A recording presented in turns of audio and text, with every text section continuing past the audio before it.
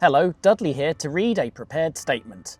This is actually episode 32 of Yesterzine, which if you're in the UK and Ireland you may have noticed is missing more obviously than a convincing launch lineup for the Switch 2.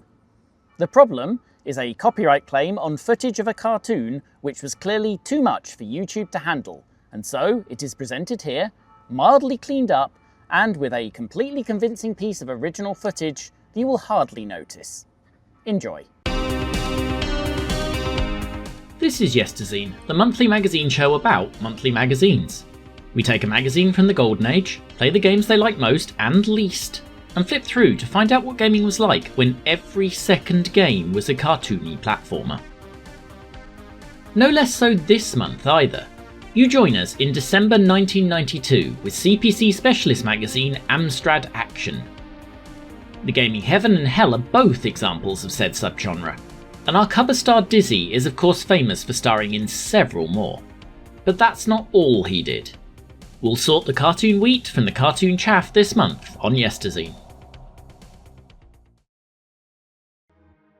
People paying attention may realise 1992 is getting a bit late in the 8-bit market, and in the specific case of the CPC this month, that marked the always slightly worrying time for a format, as Amstrad Action became officially the last UK CPC magazine, with the demise of the short-lived CPC Attack, itself a continuation of the cancelled official magazine. Amstrad Action are bullish of course, marking the event with a "the readers have spoken" story, but they will have known as well as anyone it's not the best sign.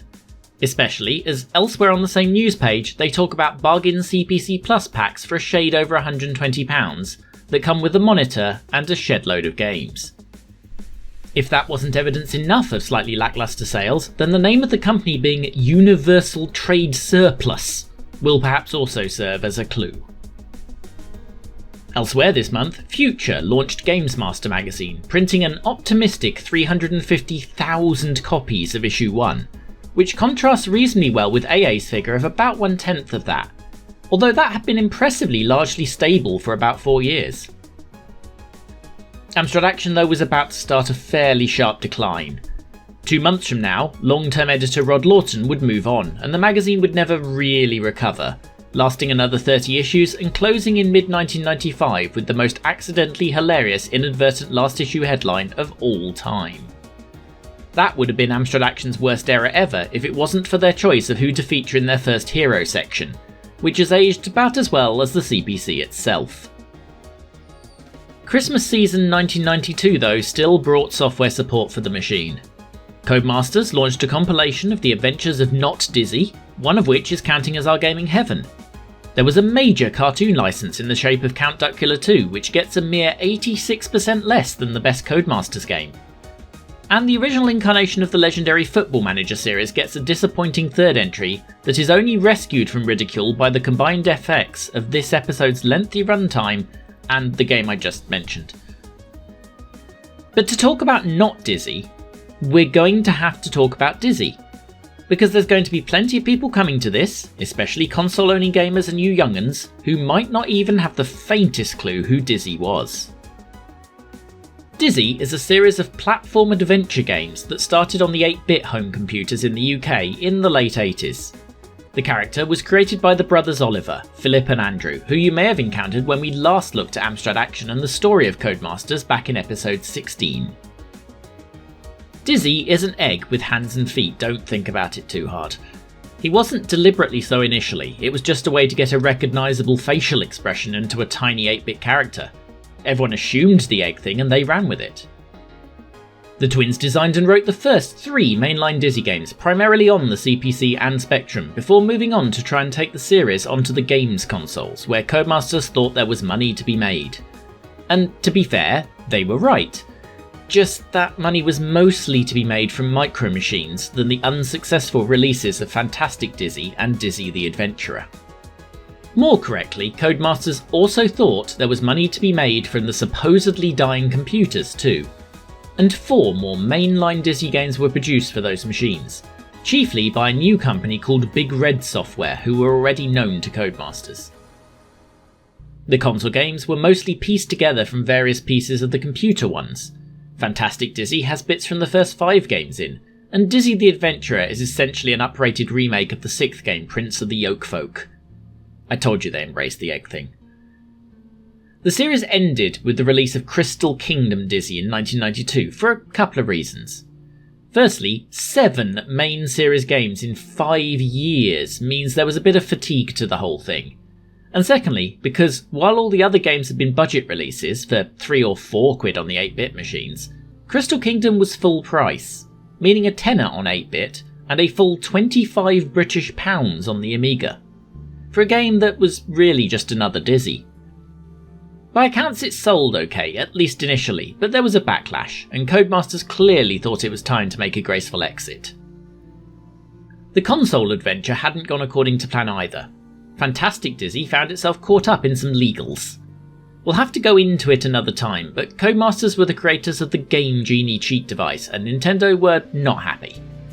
Whether it was really the Game Genie specifically, or the fact that Codemasters had teamed up with Can America and found a way to release NES games without paying Nintendo their license fee, is a debate. But the resulting argument delayed Fantastic Dizzy to beyond its planned Christmas release, and it didn't recover. Those unlicensed NES games work like this in the UK. A miniature pass-through cart into which you plug any legitimate Nintendo licensed game, and then plug the whole thing into your NES. On boot, the Codemasters cart gets out of the way and lets the NES think it's running the legit game before taking over again.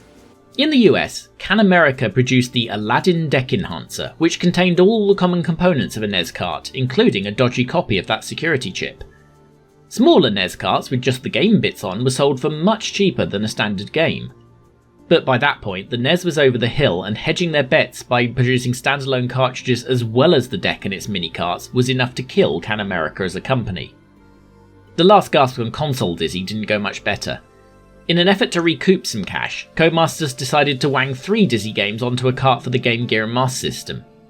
In the end, only the former actually got a release, and its rarity today suggests that did not work at all.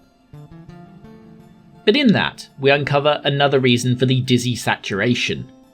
Because alongside those 7 reasonably famous adventure games, Dizzy was tarted about the place even more effectively than Nintendo have done with Mario in recent years. In those 5 years, alongside a main series entry roughly every 9 months, there are another 6 spin-off games in other genres, and it's those we're actually here to look at today. Fast food.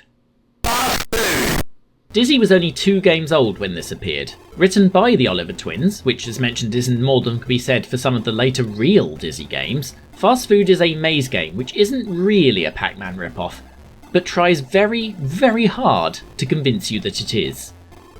For a start, there are 4 enemies. They are green, yellow, pink and blue. They have different personalities and names, stop me if you've heard this one before. The actual gameplay is where differences emerge. You're not clearing a maze as such, but simply collecting all the food, which worryingly also moves around the maze. I think I'd possibly suggest that burger is a little undercooked. Horrifyingly, the manual, alongside the enemies, also describes the personalities of the food, and I don't know which one is the worst.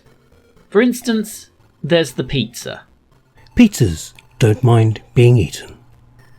That's life when you're a pizza. They're fairly easy to catch.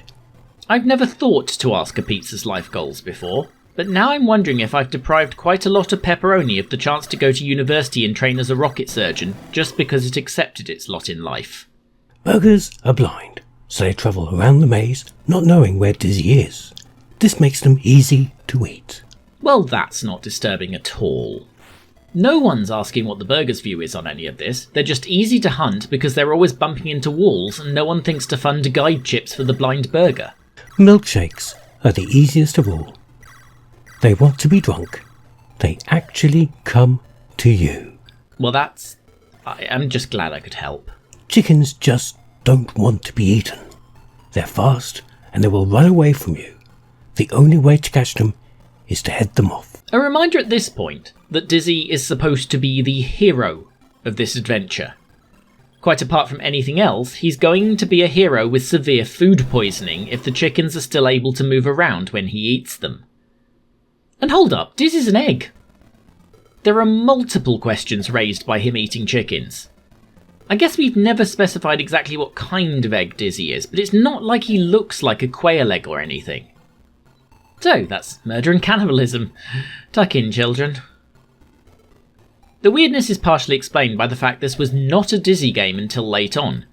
It was apparently supposed to be a marketing tie-in for the UK roadside diner chain Happy Eater, and was going to star their mascot, this Happy Chappy, who I'm sure would have absolutely killed any accusations of ripping off Pac-Man stone dead instantly. As to the quality of Happy Eater, UK viewers should merely consider that they were unable to beat Little Chef, and in fact were ultimately bought and closed by that chain in 1997. US viewers? Oh, I'm not even sure where to start here. Okay, imagine taking on Walmart in a most classy customers contest and losing. Given the game took all of 3 weeks total to write by all accounts, you wonder how a deal could be struck and fall through in that kind of time. The game itself is somehow really great. This is the CPC version, of course, and it's got some additional features, like various condiments that affect the battlefield, as well as the classic shields, which in a coincidental and non-copyright infringing way, do exactly the same as the power pill in Pac-Man. All this, combined with very dynamic maps, leads to quite an engaging game. There's 30 levels, and they're all fairly short, but there's scope for a much deeper game than Pac-Man here. For instance, the monsters can't pass through your food targets, so if you get it right, you can actually use them as shields. The power pill-like bonuses also sometimes move around the map themselves, and again, are solid. What's not quite solid are some of the thinner walls, which Dizzy alone can pass through, giving you an escape from pursuers in a way you don't normally get in Pac-Man. Some of the tight maps require all these skills, with the ghosts essentially having to be bypassed like you're playing the adventure game or something, using their AI to trick them into going up a passage that allows you to slip into a new area of the map by what might be the only route, and literally playing a game of chicken with a chicken. It's not a super hard game, I've seen over half of it already, and even resetting an entire level rather than just restarting you a la Pac-Man doesn't make it too complex. It blats along nicely though, rewarding you with a cute little sequence every 3 levels completed, which are very nearly as cute as the manual going so far as to call them cartoons. It's a laugh, albeit a slightly slow plodding one, but as a £3 budget game in 1989, I'm thinking Happy Eater missed out on a trick here in much the same way as they also passed on items like antibacterial spray and making any money. We know Amstrad Action liked this originally, because their review is quoted in the manual, Trent and Webb throwing the game a solid 87%. I can't disagree, really. The 16-bit ones are a little different, with recognisable locations, although an egg chasing a burger around a graveyard does rather feel like the kind of dream you have after eating entirely too much cheese. Alternatively, you could choose the Nintendo Switch reboot, yes, you heard that right, released late last year by the Olivers themselves as a lockdown distraction product.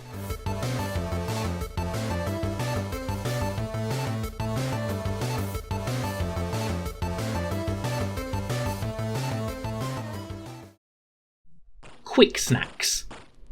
Never once to let an idea that made money sit for more than 2 seconds, the next spin-off Dizzy was also a puzzle game with at least some Pac-Man-y overtones that involved Dizzy eating various foodstuffs. Luckily for us, in this one there is no danger of Dizzy eating his mum. Or your mum, another reason he's a unique character. It's mostly what appears to be fruit.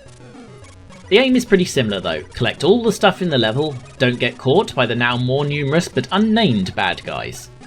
The difference is now the level is dynamic. Don't like your route to somewhere? Create one. Virtually all the blocks can be moved to create a path and kill enemies. Weird thing though, is it me or is this somewhat uglier than the early game, at least in this CPC form? It's also got that needlessly cheap trick of having a control reversing power down, which lasts for ages and persists through deaths. In both the episode and my personal chronology, we spent way too long on fast food, and I just don't get the same draw here. This was apparently specifically made because it could be made quick, and even though development dragged on a bit, you do just feel the love wasn't there. Sure, they bashed out fast food quicker than their lunch order, but it feels like they bashed it out while giving a crap. This doesn't have the personality. A solid bit of 8-bit budget action still though. If this was your haul from the weekly trip to Boots, I don't think you'd resent it. Sadly, no connection to a failed UK chain in this one though. I was tempted to try and work in some tortured fake story about low-quality supermarket outlet quick save, especially as the fate of that was also to be bought by another company which then in itself collapsed. But I think that would have been even more niche a reference. Dizzy Panic. Pac-Man was many people's first video game. So how do you follow up a pair of knockoff Pac-Mans? Pac-Men? Well, that's simple. You knock off the first game of any type most of us ever played. This, the video game. You're intrigued, aren't you? You possibly shouldn't be. On their re-evaluation in this issue, AA gave Fast Food 66 and Quick Snaps 76. Panic Dizzy? 12. The duties here passed from the Oliver twins over to Big Red, who were already busy on the adventures by this point in the timeline. Too busy to write a coherent game, it seems. Panic Dizzy is as simple can be. Here's the start of the game. Shapes come out the tubes, you position the holes, and hit drop. If multiple shapes can be dropped, the game will do it for you. Clear enough shapes, as you can see from the thing in the top right there, and you go to the next level, where things get a bit quicker and sometimes you get extra types of shapes. It's pleasingly mind-numbing, I guess. The most interesting thing about it though is, before I played it I watched some of it on YouTube thanks to the glorious RZX archive, and it turns out that was the Spectrum version, which has one crucial advantage: colour. The different kinds of shapes have their own distinct colour on the Specky, and I suspect once things get very busy, you'd come very quickly to rely on that. Back on the CPC, it's all red. Very red. I don't know if this is a decision to benefit green monitor owners, but especially given the low resolution, and especially given you're going to be playing this on an old CRT, I'm not even sure you're going to be able to recognise all the shapes that quick. I'm not going to 12% this game, as it were. But if you're old enough to drink from a cup without a safety spout on it, you don't need to hunt this one down at all. Weirdly, for Baby's first game, it might actually be a good one, but it may not bode well that I had to use ancient footage of my under 2-year-old nephew a minute ago, because he's already well bored of the real-life version. In any case, even if you do inflict this on your spawn, you'll want it to be the Spectrum one. The really weird thing though is, when Codemasters came to choose an adventure game and 2 spin-offs to put on that previously mentioned Game Gear compilation, they chose this over anything you've seen so far. In November 1993. I don't think I need to start listing what else you could be playing on a Game Gear by November 1993, but let me wave frantically at games like Columns and Mean Bean Machine for 2. Codemasters literally vetoed the Oliver's plan to use the then unreleased adventure game Wonderland Dizzy on this compilation in favour of this.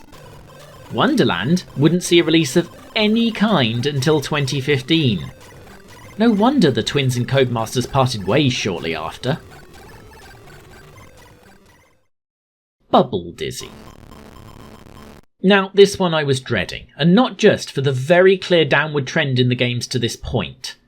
But no, I was dreading this one because I distinctly remember RoseTintedSpectrum looking at it and spending 8 minutes basically iterating every reason it doesn't work as a game, and fundamentally the wrong thing to even consider making in the first place. The premise here is pretty simple.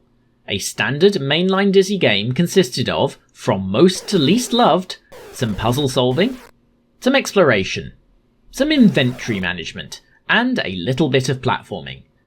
Bubble Dizzy transplants the platforming into its own game. That's like looking at a Gran Turismo style racing game, with its close racing, unbelievable speed, huge noise and spectacular locations, and thinking what people really want to play is a game where you spend your time changing the wheels and filling up the car with fuel in a dark garage.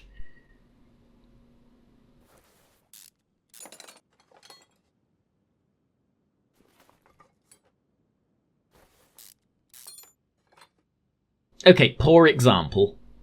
But Bubble Dizzy isn't just a dizzy platformer. In fact, the actual platform controls are, if anything, marginally improved from the originals. It's not a bad looking game either, set entirely underwater with no explanation as to how Dizzy doesn't immediately expire like he famously does in the main games. On CPC at least, it's got a grimy dark feel that's actually a touch opposed to the CPC's normal colour palette, and is quite effective. The problem is, it's simply not a fair game. Your inputs do not really correspond to your success.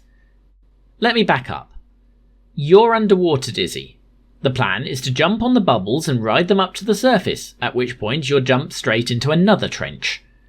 There's enemies to avoid and solid platforms at the side in some places to stand on. There's an effective time limit dictated by oxygen melting away, which the enemies can also steal from you somehow. And it doesn't work as a game because your success is, to a huge degree, down to luck. Look, Rosie will explain it. Bubbles are platforms. They are your key to getting to the next level. Do you know where the bubbles are going to rise? No. Do you know which bubbles are going to rise?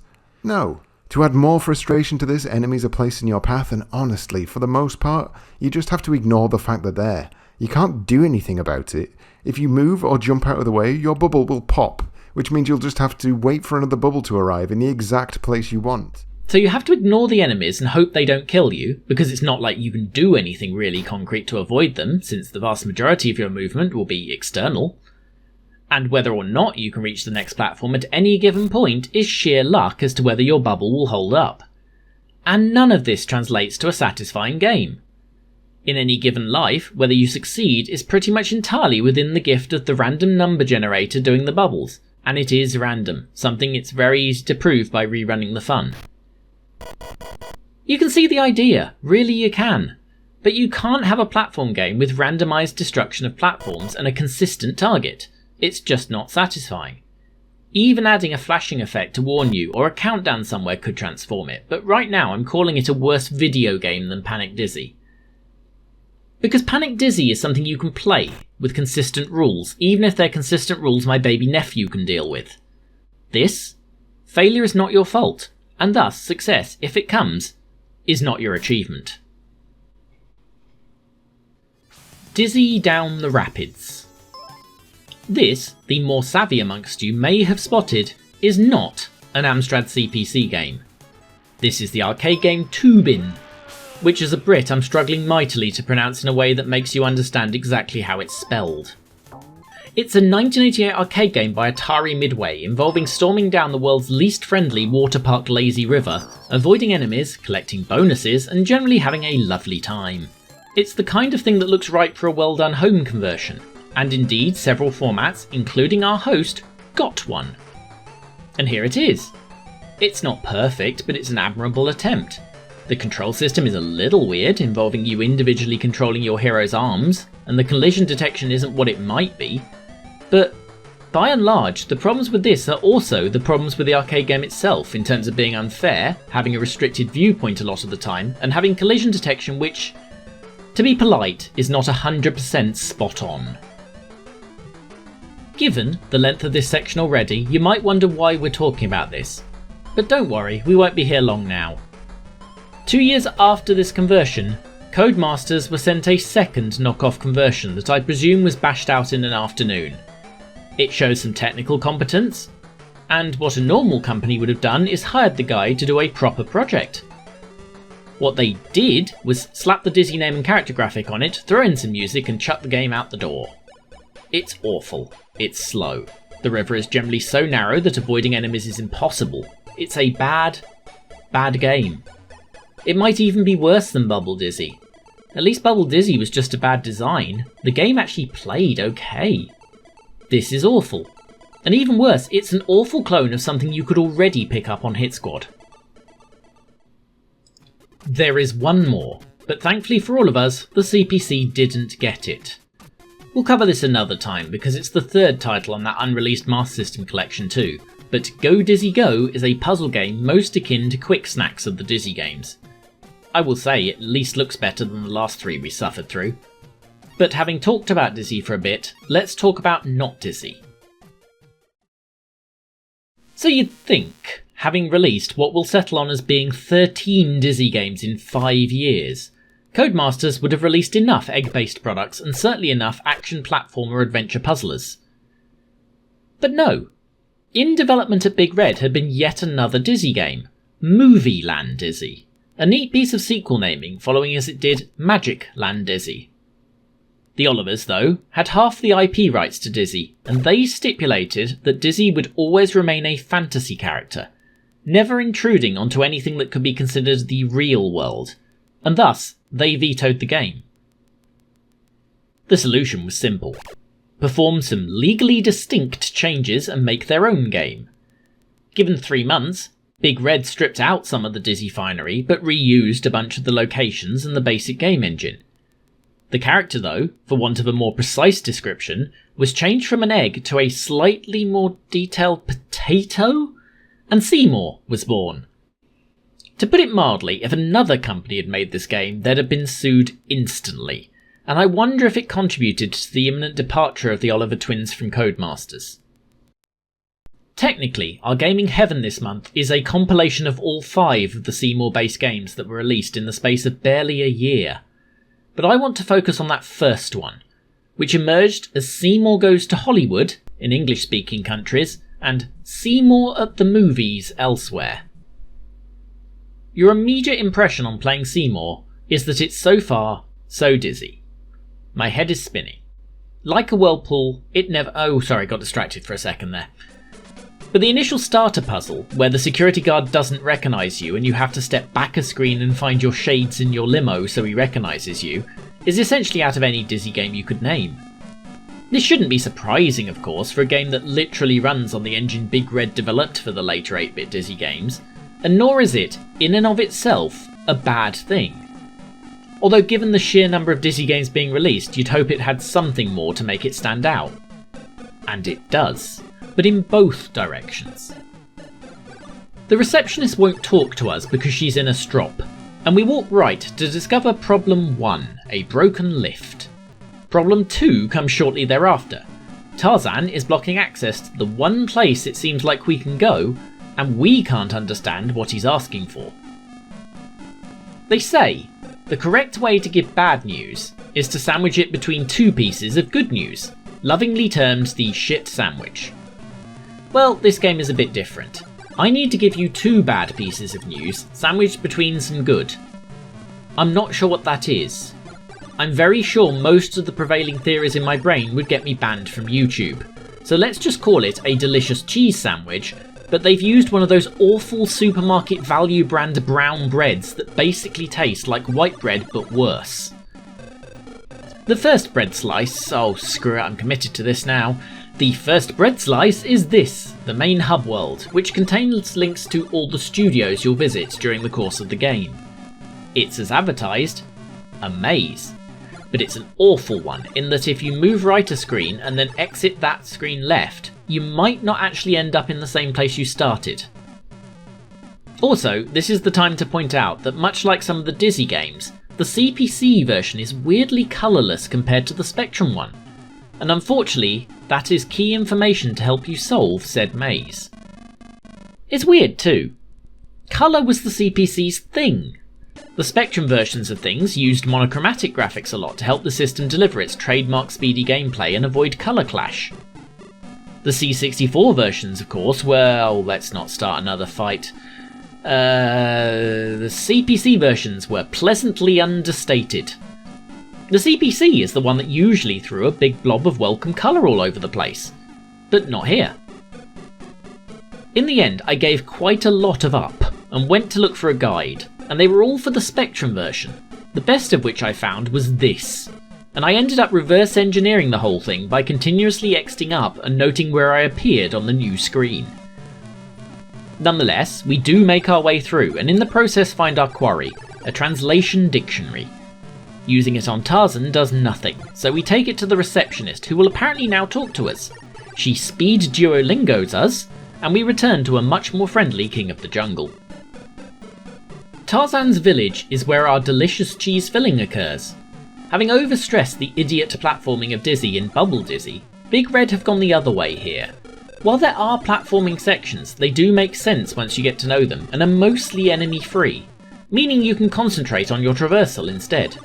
Which is good, because those controls aren't better than Dizzy's. And that's nice. It turns this into more of a point and click style adventure if anything. It does have problems when viewed like that. It's difficult to see items on the screen, for instance, and your pathetic 3 item carrying capacity makes it necessary to nominate a location or two as a storage area. The game has access to the whole keyboard. It'll use multiple keys later for stuff like the lift, but it still insists on having just the one use key, which will drop whatever is in the first slot, meaning inventory management via swapping. A remarkable oversight. Nonetheless, on a return trip to ransack Tarzane's village, we find a spanner, which feels like it'll be useful to repair that lift. And so it proves, allowing us to explore the office building, where there are another 4 items to be found. A piece of maths you'll probably already have done and come to the conclusion hidden within our rapidly going stale second slice of supermarket brown. There's a lot of busy work traversal in this game. We're 30 minutes in and already I've had to do multiple ferrying trips into Tarzane's village, and you'll need to make a 5-screen journey back and forth just to the lift at least twice to get the stuff from the office, some of which is hidden down clever but tedious and entirely peril-free twisting paths. And here's where we leave it. I never like to show too far into a game in Yesterzine, because the idea is to help you decide whether this is a game you want to play. And if I show you the end, that doesn't work at all. The entrance to the first movie set, Greece, feels like a good place. So should you? Well, if you were any fan of Dizzy but overlooked this series, then very yes. If you like a point and click type game and can overlook the busy work, then well, yeah. The game isn't overwhelmingly huge. Those movie sets are maybe about 7 screens each, making for a total of 96 in the game. So with a bit of note taking, you could probably keep a pretty good track of items, and the puzzles so far, minus the specific layout of that maze, aren't too daft. Your Sinclair actually theorised this was partially due to the real world setting. Speaking historically, that you could pay £4 for this embarrasses I'd say the majority of full price 8-bit games. Amstrad Action's verdict on the full compilation is a bit weird. At $12.99 it cost as much as a little over 3 of its 5 games on release, and no doubt you could have found a couple of the earlier ones on clearance in your local boots. I can't stress how different a world this was. Given they give 2 of the games 47 and 38%, why would you not just buy the 3 pretty good games on their own? Now, it'd be a nice thing to have. These 5 titles were ultimately the only 5 Seymour games to be released, as Big Red moved first into another of their original games for Codemasters, in CJ the Elephant, and then into a tie-up with Domark, which ultimately resulted in them selling the business to Eidos, when Eidos acquired Domark. 80s kids will remember the TV series Danger Mouse, a slightly absurdist tale of a secret agent rodent, starring famous UK stuntman David Jason. Play it nice and cool, son. Nice and cool, you know what I mean? The series' general humour is a lot to answer for, certainly in terms of this show, but also for many people of a certain age. In one episode, there was a vegetarian vampire duck called Count Duckula, which I think neatly demonstrates my point about the sense of humour. The character was popular and spawned a spin-off series starring famous UK stuntman David Jason. Play it nice and cool, son. Nice and cool, you know what I mean? And as is the way of these things, there were video games. And, as is the way of these things, they were cartoony platformers. And if Amstrad Action is to be believed this month, as is the way of these things, they were dreadful. The 12% given to Panic Dizzy doesn't come close to making it the worst thing in the episode, because this normally fairly placid and upbeat magazine gives Count Duckula 2 a full 3%. That is a real Amiga power of a mark. And it's a real Amiga power of a review too, taking the form of a mock trial, which declares the game to be the single worst of all time on the CPC, and given we are 80 years into the machine's life, there is a lot to choose from. But let's be fair. Let's start a game and what? What is this? Who is this? Why is it running at 2 frames a second? Why is this a walking animation? How do I do any of this? None of it works well. I make a few spirited attempts to treat it like a real platformer, but the controls couldn't be less responsive if the control method was to send someone a postcard asking how they are, and if they could perhaps please see their way to pushing up if they would be so kind and it's not too much trouble, no rush. And it is up to jump, of course, because fire, eventually, fires ketchup apparently. That's not a joke. That's what it's supposed to be. Vegetarian vampire, remember?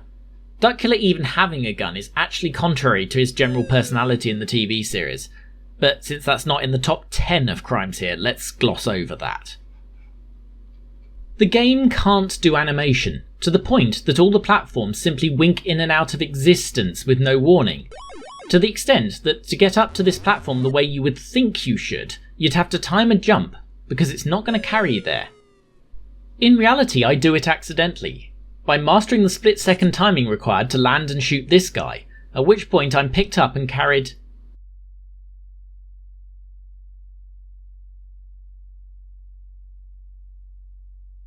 here, where I can't jump.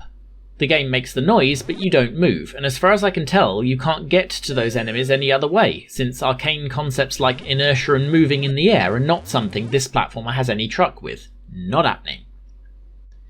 The answer doesn't appear to be in the last screen either, despite my briefly managing to get old Duckles wedged in a wall. I quit and read the manual.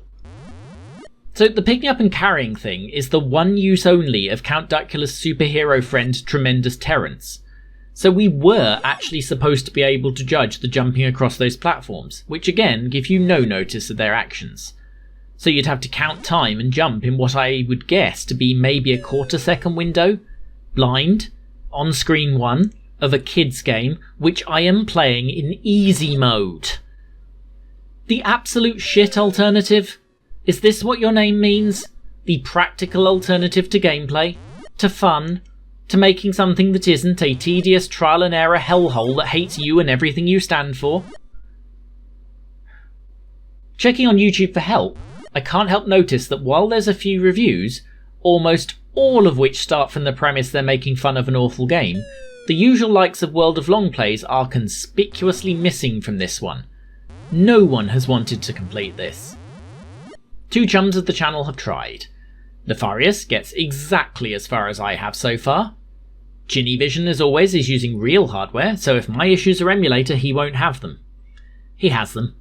Both of them are as surprised by Terrence as I am. Yeah, we're done here. It's not the same machine, I grant you, and this was cheaper, but when this game came out, Sonic the Hedgehog literally existed. But more to the point, so did Count Duckula 1, which at least looks like a game. We don't prejudge here at YZ. We've had several lowest scorers being games well worth playing for one reason or another. This is not. Unless you want the morbid curiosity of seeing if this really is as bad as I'm saying, and I can assure you it is, do not. Play something else. Play Rise of the Sodding Robots even. Play Bubble Dizzy. Play Panic Dizzy. There's no over-the-top Yesterzine hyperbole for humorous effect here. This is unredeemable. Even the 1% winning Ultraman from a year or two back just about functions as a video game. This fundamentally doesn't. Amstrad Action said they'd laugh it out of the office if submitted as a basic type-in. I suggest you do exactly the same. Wow, that was a long one, wasn't it? Misses. So in lieu of a full Backpage advert, I've got some people to thank. The car mechanic sim footage came straight from Mike at RetroSesh. He's been streaming this one lately, and if you don't want to see him work on virtual cars at twitch.tv/RetroSesh, maybe see him working on his soon-to-be-lovely Reliant Scimitar in the totally not strained pun series Reincarnation, now on its very own channel. And of course, the voice of the manual, Bloggo's pal, a man who you have to thank for more of my stupidity than you think, thanks to his habit of saying, "do it," whenever I come up with an awful idea. Because he doesn't write 6,500-word scripts about an Amstrad magazine, you can catch his conversational game roundup videos every Saturday morning. Start on Twitter at Bloggo's pal. You saw a clip from RoseTintedSpectrum on Bubble Dizzy. He's done several more of these games, including a more considered view of Seymour Goes to Hollywood and some of the Dizzies. They're all worth your eyeballs.